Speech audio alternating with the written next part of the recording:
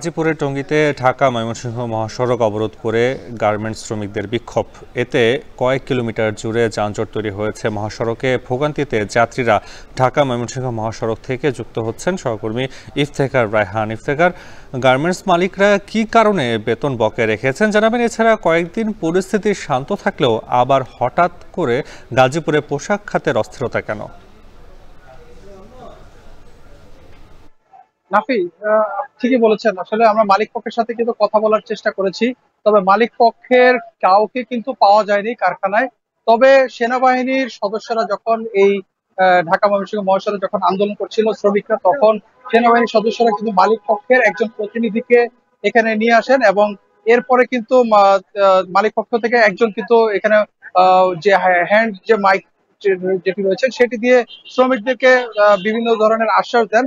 কিন্তু তাতে কিন্তু শ্রমিকরা কিন্তু তাদের সেই আশ্বাসে কিন্তু সাড়া দেয়নি, যে কারণে আমরা দেখেছি যে সকাল 8টা থেকে যে ঢাকা ময়মনসিংহ মহাসড়ক যে অবরোধ করে যে বিক্ষোভটি চলছিল সেটি কিন্তু বিকেল 4টা পর্যন্ত অব্যাহত ছিল। কিছুক্ষণ আগে, এখন থেকে ঠিক 5 মিনিট আগে, সেনাবাহিনীর সদস্যরা কিন্তু শ্রমিকদেরকে এক প্রকার এখান থেকে ধাওয়া দিয়ে কিন্তু সরিয়ে দেয়। কারণ জানেন যে ঢাকা ময়মনসিংহ মহাসড়ক হয়ে দুই পাশে প্রায় 10 থেকে 15 কিলোমিটার এলাকা জুড়ে কিন্তু যানজট সৃষ্টি হয়েছে। সীমাহীন ভোগান্তিতে পড়েছেন এই পথের যারা চলাচলকারী যাত্রী এবং পরিবহন চালকরা। পাশাপাশি সকালের দিকে আমরা দেখেছি যে অনেকে কিন্তু তাদের অফিস আদালতে কিন্তু পৌঁছাতে পারেনি এবং স্কুল কলেজগামী যারা ছাত্ররা রয়েছেন কিংবা শিক্ষার্থী রয়েছেন তারাও কিন্তু পায়ে হেঁটে তাদের নিজ নিজ শিক্ষা প্রতিষ্ঠানে গিয়েছেন এবং সেখান থেকে ফেরত এসেছেন।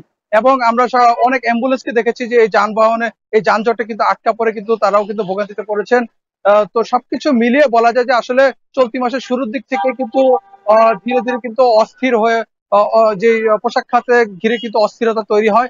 সেটি কিন্তু আমরা দেখেছি যে যখন যৌথ বাহিনীর অভিযান শুরু হয় এরপরে ধীরে ধীরে কিন্তু এই গাজীপুরের সেই শিল্প এলাকার যে পরিবেশ সেটি আবারও কিন্তু পুনরায় কিন্তু স্বাভাবিক হতে থাকে।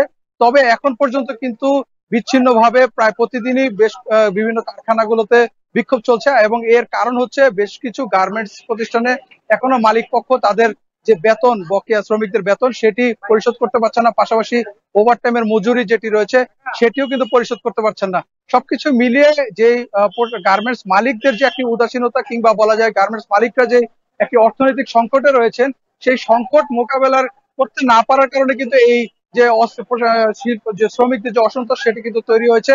কিছুক্ষণ আগে এখানে থেকে কিন্তু শ্রমিকদেরকে সরিয়ে দেওয়া হয়েছে এবং যান চলাচল শুরু হয়েছে। তবে দুপাশে কিন্তু এখনো কিন্তু প্রায় 10 থেকে 15 কিলোমিটার এলাকা জুড়ে যানবাহনের যে দীর্ঘ জটলা যানজট সেটি কিন্তু তৈরি রয়েছে এবং সেনাবাহিনীর সদস্যরা কিন্তু এখানে কিন্তু যে পরিস্থিতি নিয়ন্ত্রণে আনার জন্য সর্বোচ্চ চেষ্টা কিন্তু চালিয়ে যাচ্ছেন।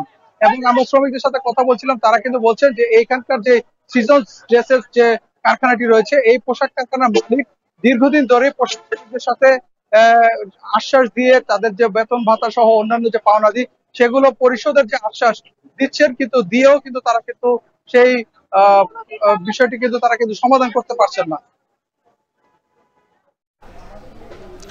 গাজীপুরের পোশাক